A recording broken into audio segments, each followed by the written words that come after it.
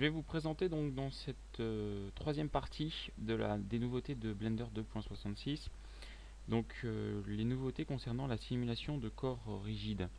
Alors en fait, ces nouveaux outils ont été implantés dans cette nouvelle version. Ils permettent de faire des choses assez sympas au niveau de l'animation.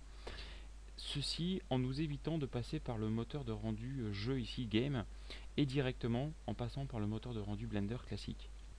Donc comment est-ce qu'il fonctionne? On va regarder un petit peu comment cela fonctionne. C'est assez simple. En fait, il nous suffit, on va faire ici un exemple. On va prendre un plan, nous allons l'agrandir comme ceci. La position de la caméra étant fixée ici. Nous allons prendre ici notre cube, ici un premier cube. Nous allons lui appliquer une échelle avec la touche S pour modifier un petit peu sa taille. Et nous allons aussi au passage utiliser donc un nouvel outil qui a été implanté dans cette version, c'est le biseau d'objets, notamment sur les points. Donc on va passer en mode édition et sur les points qui sont ici, on va éditer les vertices par un petit biseau. Ici nous nous apercevons que en appliquant cette modification comme on l'avait vu dans la partie 1 de nouveautés, on peut comme ça appliquer un petit décalage ici et éventuellement ici même ajouter des faces de segments ici sur le biseau. Donc là en l'occurrence la forme me convient, donc je vais maintenir les choses en l'état. Donc j'ai modifié mon cube.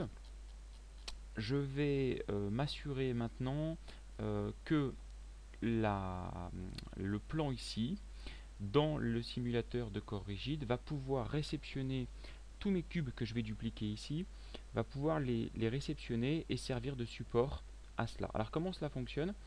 Ici nous allons sélectionner donc avec la clic droit le plan et nous allons ici dans l'outil de corps rigide automatiquement, on va l'élargir un petit peu, ajouter ce plan comme étant passif. Voilà, comme ceci.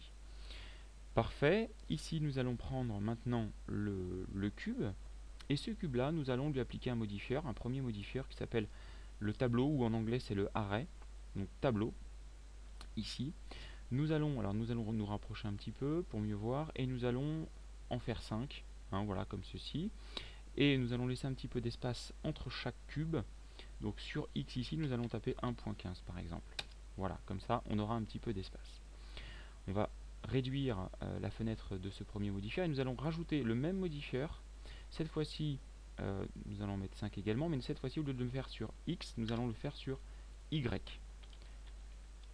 Comme ceci. Nous avons notre forme qui commence à se dessiner et puis une troisième fois nous allons ajouter le modifieur arrêt toujours, donc tableau 5 à nouveau et au lieu que ça soit sur X, là nous allons le mettre sur Z et toujours à 1.15. Nous obtenons donc cette forme ici. Cette forme ici donc c'est un cube fait avec des cubes. Cette forme ici en fait nous allons devoir la modifier un petit peu pour qu'elle puisse être animée.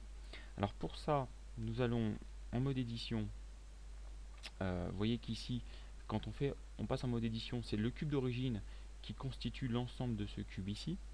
Donc nous allons ici appliquer tous les modifieurs pour qu'on puisse avoir une sélection globale de ces cubes. D'accord ? Reste encore une petite manipulation qui consiste en fait en mode édition, à séparer chacun de ces cubes, chaque entité. Et pour ça, il y a une petite fonction qui s'appelle P, raccourci clavier P, et qui va nous permettre de séparer par partie isolée l'ensemble de ces cubes. Voilà. Donc ce qui fait que maintenant, si nous sélectionnons un cube, il est bien isolé des autres. Voilà, comme ceci.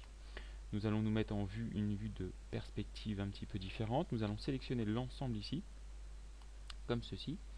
Et comme nous l'avons fait pour le plan ici, là cette fois-ci nous allons rendre actif l'ensemble de ces cubes ici. Alors ajouter actif ici sur l'outil de corps rigide, comme ceci, et nous constatons comme pour le plan que le fait d'avoir utilisé le simulateur de corps rigide, nos cubes passent en vert, et le plan ici était aussi également passé en vert. Nous allons alors sélectionner ici ces cubes comme ceci, désélectionner le plan, voilà, et nous allons donc calculer ici une masse avec une matière. Donc notamment nous allons prendre par exemple de la brique, s'il y a, oui, légère, voilà, hop. Et nous allons comme ça pouvoir lancer la simulation très prochainement. Donc ici nous allons juste faire une duplication Shift D sur l'axe Z, donc en appuyant sur Z ici de ce cube, enfin de ces cubes.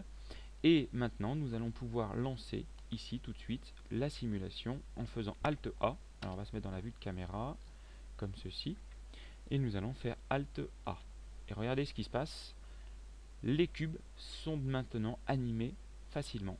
À la fois le plan permet de réceptionner les cubes et l'animation ici et la matière que nous avons choisie et l'impact de la matière permet effectivement d'avoir une animation assez intéressante de l'ensemble des objets. Alors on aurait pu mettre de la matière, c'est pas le sujet de ce tutoriel et de cette formation vous permettant de découvrir les nouveautés de cette version 2.66. Voilà, moi je vous donne rendez-vous pour un autre chapitre ultérieurement pour découvrir d'autres aspects de Blender. A bientôt.